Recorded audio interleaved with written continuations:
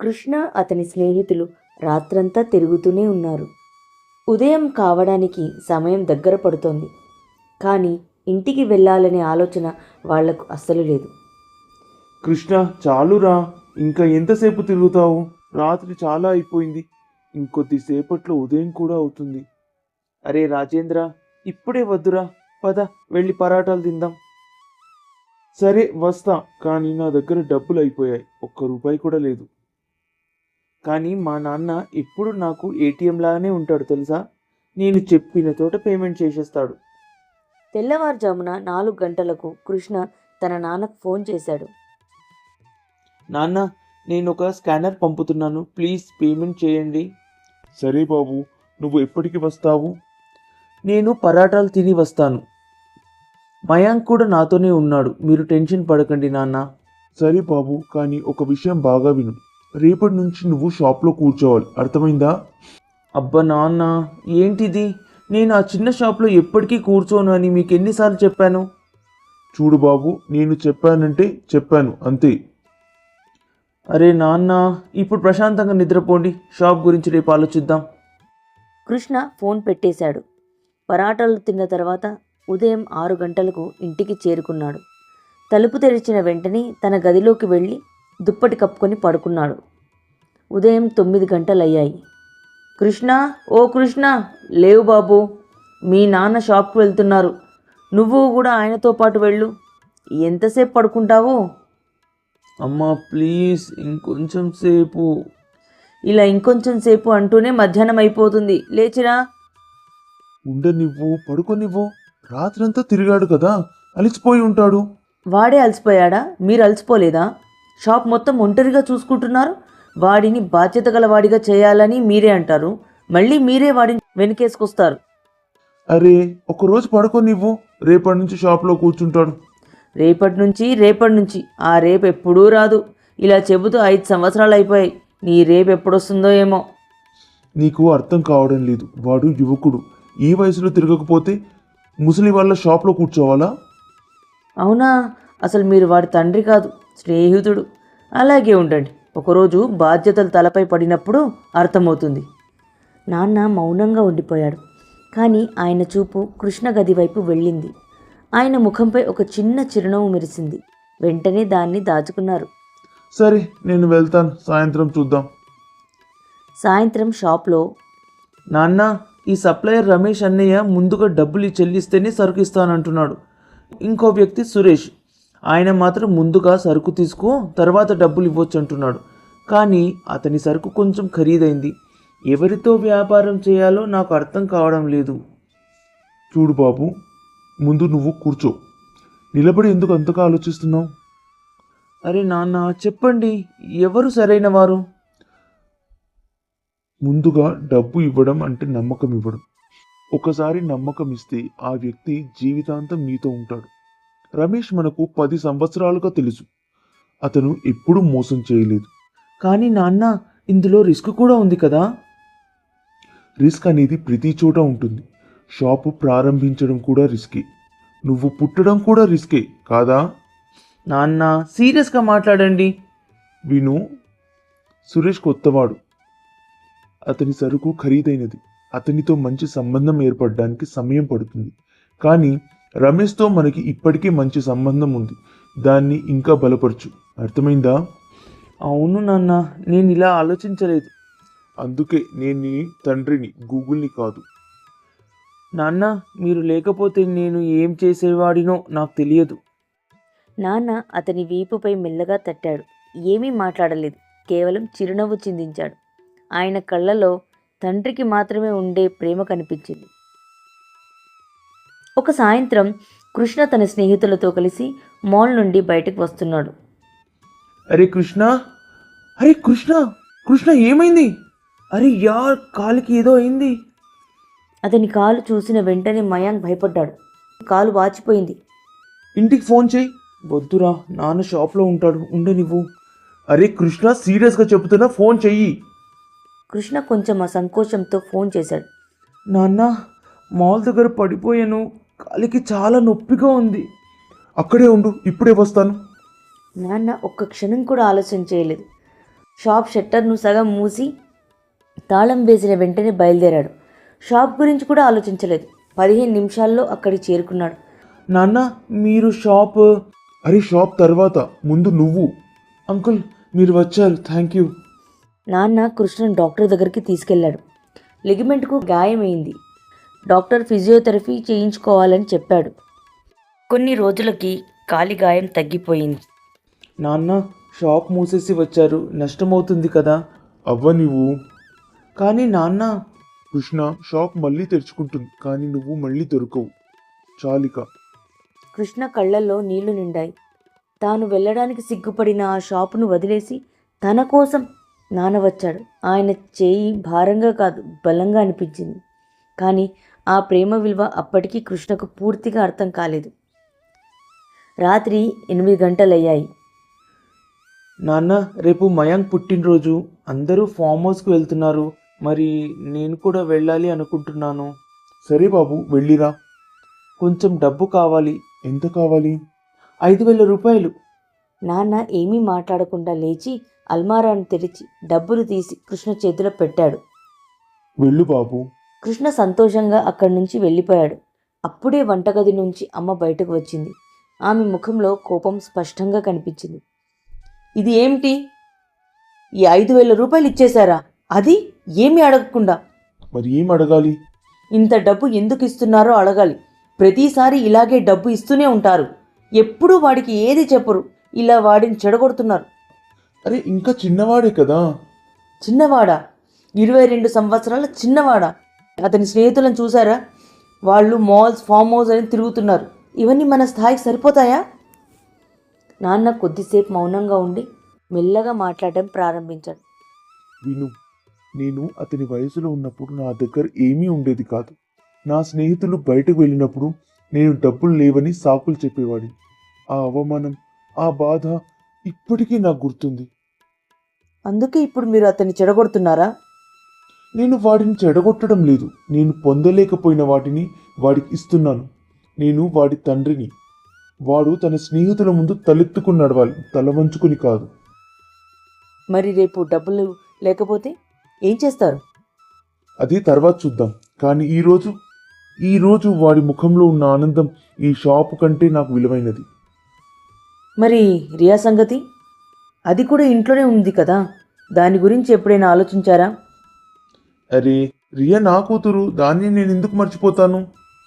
మర్చిపోలేదు, కానీ కృష్ణ గురించి ఆలోచించడం వల్ల ఇంకా ఏమీ కనిపించడం లేదు మీకు. విను, రియా ఇంకా చిన్నది. అది పెద్దదైనప్పుడు దానికి అవసరం వచ్చినప్పుడు కూడా ఇదే తండ్రి తన కోసం ఇక్కడే ఉంటాడు. వాళ్ళిద్దరూ నా పిల్లలే. ఇద్దరికీ నేనే ఉంటాను. అమ్మ మౌనంగా ఉండిపోయింది. మరుసటి రోజు ఉదయం ఇంట్లో ఒక్కసారిగా గందరగోళం మొదలైంది. కృష్ణ, కృష్ణ, బాబు త్వరగా రా, మీ నాన్నను చూడు. అమ్మా ఇంత ఉదయాన్నే ఏమైంది? బాబు ఆయన లేవడం లేదు. ఎన్నిసార్లు పిలిచినా స్పందించడం లేదు. నాన్న నేను వచ్చాను, కళ్ళు తెరవండి. కానీ ఎలాంటి సమాధానం రాలేదు. నాన్న ప్లీజ్ ఇలా చేయకండి. అన్నయ్య, నాన్నకేమైంది? అన్నయ్య చెప్పు. రియా నువ్వు అమ్మ దగ్గరికి వెళ్ళు. కృష్ణ వాళ్ళ నాన్నగారిని వెంటనే హాస్పిటల్కి తీసుకెళ్లారు. అక్కడ వాళ్ళ బాబాయ్ డాక్టర్తో మాట్లాడాక ఇలా అన్నారు. కృష్ణ, ఇది దేవుడి నిర్ణయం. ధైర్యంగా ఉండు బాబు. బాబాయ్ మీరు మౌనంగా ఉండండి. ఇంతకీ డాక్టర్ ఏమన్నాడు? ఇంకా ఏదైనా చేయొచ్చా? బాబు ఈ ఉదయాన్ని లేదు, ఇది జరగదు. నిన్న రాత్రి వరకు నేను ఆయనతో మాట్లాడాను. అప్పటి వరకు ఆయన బాగానే ఉన్నారు. కృష్ణ, నిన్న రాత్రి ఆయనకి ఏమైంది? ఏమైనా అయ్యిందా? తెలీదు, నాకు నిద్ర వచ్చేసింది. నాకు ఏమీ తెలీదు. ఇల్లంతా నిశ్శబ్దంగా మారిపోయింది. బాబు ఇప్పుడు షాప్ ఉంది, ఇల్లు ఉంది. ఇక నుంచి అన్నీ నీ భుజాల మీదే ఉంటాయి. కృష్ణ ఏమీ మాట్లాడలేదు, మౌనంగా నిల్చున్నాడు. ఇప్పటి నుంచే ఆలోచించాలి. రియా చదువు, ఇంటి ఖర్చులు. దయచేసి ఆపండి. అన్నయ్య, నాన్న తిరిగి రారా? కృష్ణ ఏం మాట్లాడలేకపోయాడు. అన్నయ్య ఏమైనా చెప్పు. అలా అడిగేసరికి అందరూ మౌనంగా ఉండిపోయారు. రాత్రికి అందరూ వెళ్ళిపోయారు. కృష్ణ తన నాన్న గదిలో ఒంటరిగా కూర్చున్నాడు. అతని చేతిలో నాన్న చెప్పులున్నాయి.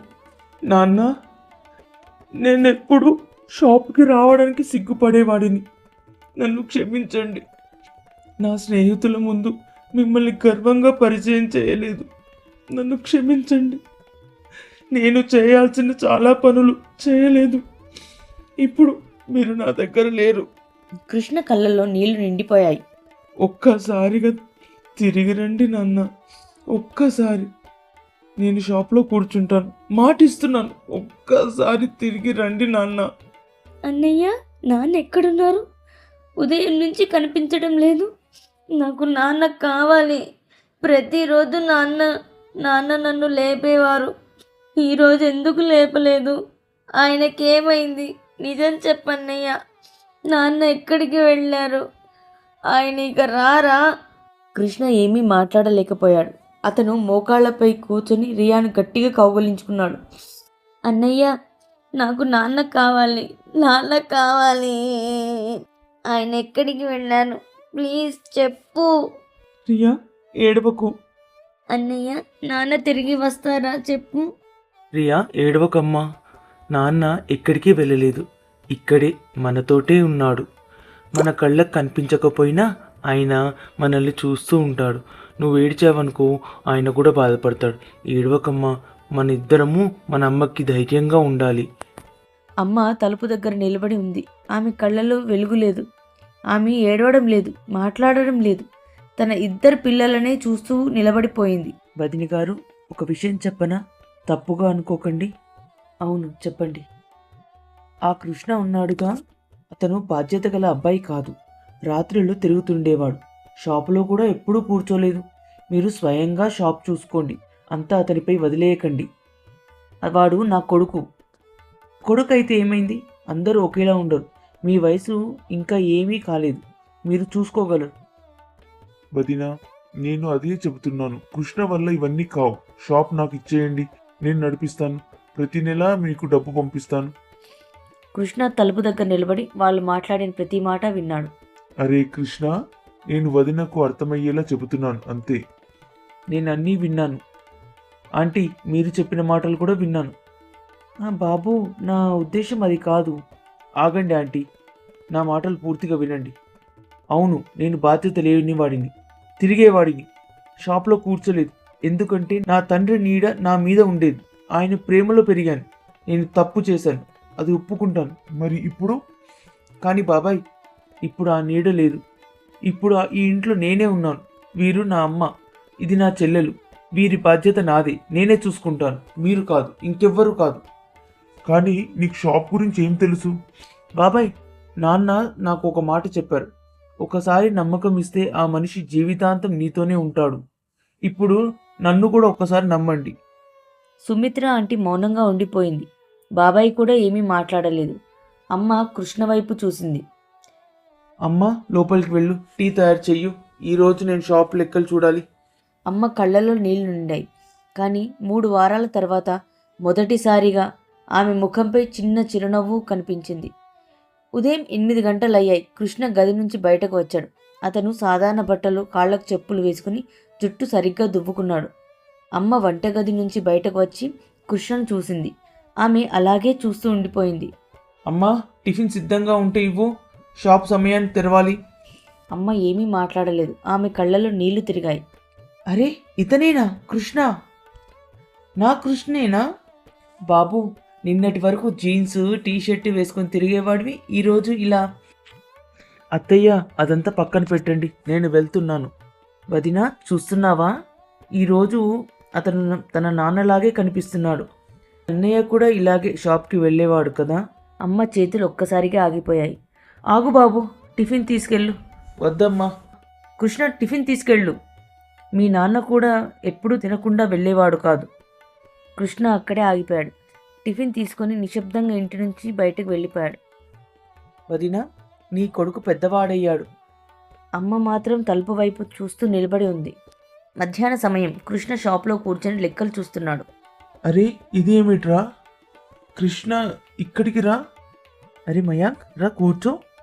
కూర్చోవడం వదిలి, ఇదేమిటి? ఈ బట్టలు, ఈ షాపు, ఇవన్నీ నీకు సరిపోవురా? టీ తాగుతావా? అరే, టీ వదిలే. నా మాట విను.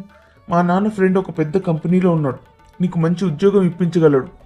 మంచి జీతం, మంచి ఏసీ ఆఫీస్, నీ పాత జీవితం మళ్ళీ వస్తుంది. వద్దురా, నిజంగా చెబుతున్నాను, ఈ పని నీ స్థాయికి సరిపోదు. ఇవన్నీ చాలా చిన్న విషయాలు. నిజమేరా, మనం కలిసి ఫామ్ హౌస్లు, మాల్స్ తిరిగేవాళ్ళం.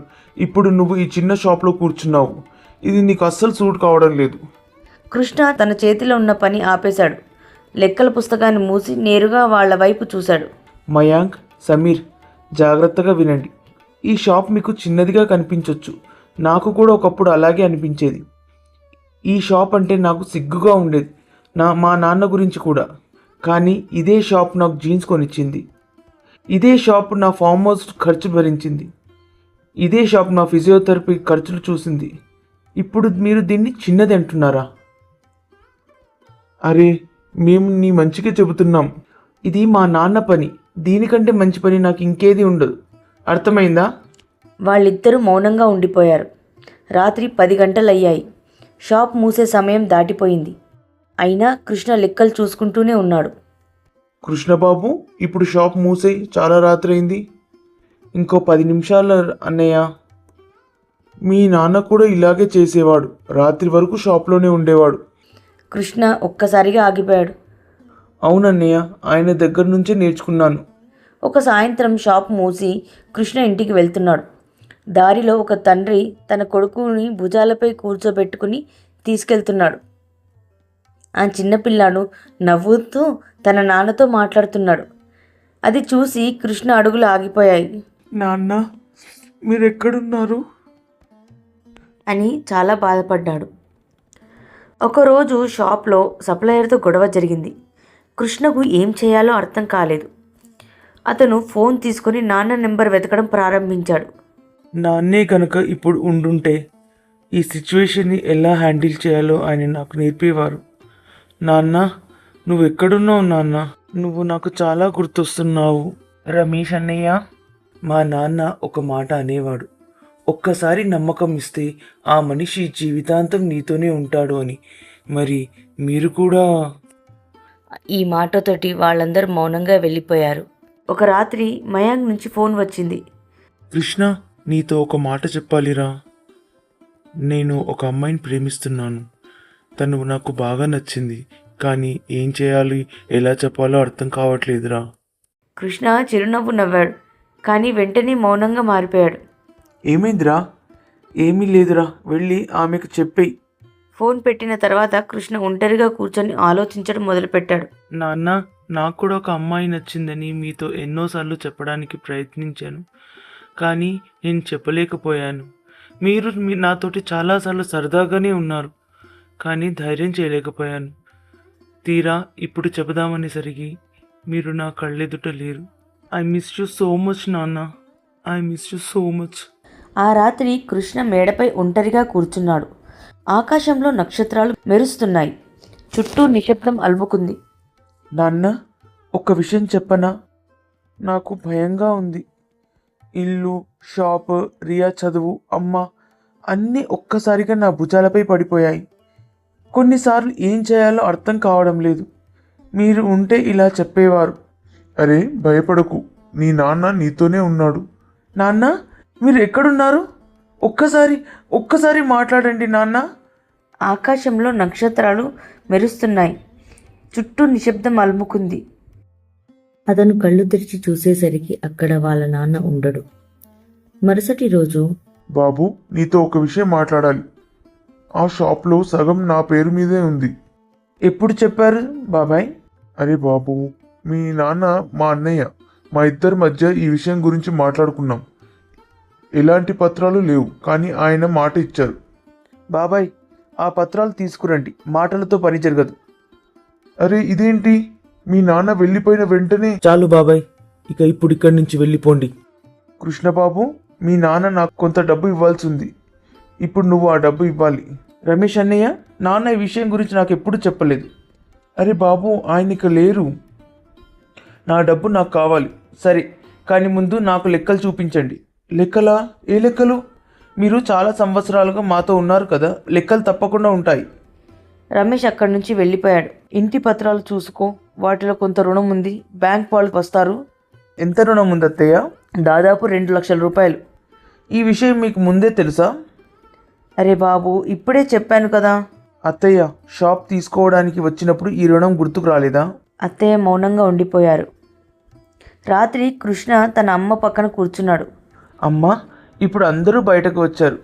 బాబాయ్ షాప్ అడుగుతున్నారు, రమేష్ అన్నయ్య డబ్బు అడుగుతున్నాడు, బ్యాంక్ రుణం కూడా ఉంది.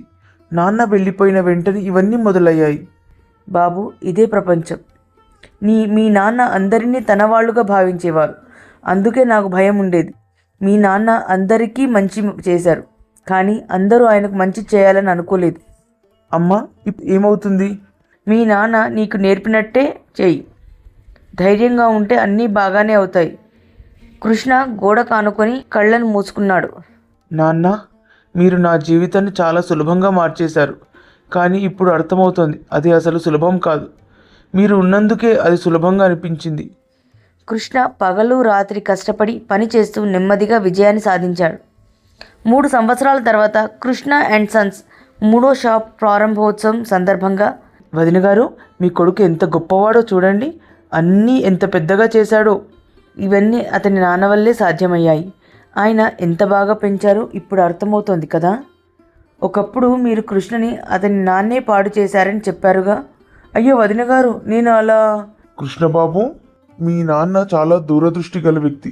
ఆయన నీకు నేర్పిన ప్రతి విషయం ఈరోజు అందరికి కనిపిస్తోంది. బాబాయ్, నన్ను మా నాన్న పాడు చేశారని చెప్పింది మీరే కదా. కానీ నిజం ఏంటంటే మా నాన్న నన్ను పాడు చేయలేదు, ఆయన నన్ను తీర్చిదిద్దారు. తేడా ఒక్కటే, అది నాకు చాలా ఆలస్యంగా అర్థమైంది. ఆయన వెళ్ళిపోయిన తర్వాతే నాకు తెలిసింది. కృష్ణ, నిజంగా మీ నాన్న చాలా గొప్పవారు ఉండేవారు. కాదు, ఈరోజు కూడా ఆయన నాతోనే ఉన్నారు. అన్నయ్య, బోర్డు పెట్టేశారు, ఒకసారి చూడు. అరే, కనిపిస్తోంది. అన్నయ్య, గట్టిగా చదువు. కృష్ణ అండ్ సన్స్, నాన్న జ్ఞాపకార్థం స్థాపించబడింది. కృష్ణ, 3 సంవత్సరాలు 3 షాపులు. నిజం చెప్పు, ఇది ఎలా సాధించావు? నేను కేవలం ముందుకు నడుస్తూనే ఉన్నాను మయాంక్, ఆగకుండా నడిచాను. నిజంగా చెప్పురా. ఇదే నిజం. అన్నయ్య, నీ కళ్ళు ఎర్రగా ఉన్నాయి, ఏడ్చావా? కాదు, ఎండ చాలా ఎక్కువగా ఉంది. రా, లోపలికి వెళ్దాం. బాబు, మీ నాన్న నిన్ను చూస్తున్నారు, పైనుంచి అన్నీ చూస్తున్నారు. అవునమ్మా, ఆయన తప్పకుండా చూస్తున్నారు. ఇంకా చాలా సంతోషంగా కూడా ఉంటారు. అమ్మా, ఒక విషయం చెప్పనా? చెప్పు నాన్న. కొన్నిసార్లు ఒంటరిగా ఉన్నప్పుడు చాలా కష్టంగా అనిపిస్తుంది. కానీ వెంటనే నాన్న ఎప్పుడు ఓడిపోలేదని గుర్తుకు వస్తుంది. అప్పుడు నేనెలా ఓడిపోగలను? బాబు, ఇప్పుడు మనము ఆనందించాల్సిన సమయం. ఇప్పుడు నీవు ఇలా బాధపడకు. నాన్నగారు పైనుండి అన్నీ గమనిస్తూనే ఉంటారు. ఆయన చాలా సంతోషిస్తూ ఉంటారు. పద, ఇప్పుడు అందరూ మన కోసం ఎదురు చూస్తున్నారు. మనం షాప్ ఓపెనింగ్ చేయాలి కదా. అమ్మ నవ్వుతూ తన కళ్ళలో నీళ్ళని తుడుచుకుంది. ఇంకా ఎన్ని షాపులు తెరవబోతున్నావు? ప్రతి వీధిలో మా నాన్న పేరు వినిపించే వరకు నేను ఆగను. నిజమా? నిజమే. రాత్రి షాప్ మూసే సమయంలో, నాన్న, ఈరోజు బోర్డు పెట్టాను, మీ పేరే రాయించాను. చాలా బాధలు పడ్డాను, ఒంటరిగా భరించాను, ఎవరికీ చూపించలేదు. మీరు ఉంటే బహుశా మీతో అన్నీ చెప్పేవాడిని. కానీ ఇప్పుడు మీరు లేరు, అందుకే బలంగా ఉండాల్సి వస్తుంది. మీ వల్లే నేను ఇంత బలంగా ఉన్నాను. కృష్ణ షట్టర్ దించి తాళం వేసి ఇంటివైపు నడవడం ప్రారంభించాడు. మా స్టోరీ కనుక మీకు నచ్చినట్లయితే లైక్ చేయండి, షేర్ చేయండి, కమెంట్ బాక్స్లో సూపర్ అని టైప్ చేయండి. మరిన్ని వీడియోస్ కోసం మా ఛానల్ని సబ్స్క్రైబ్ చేసుకోండి. నమస్కారం.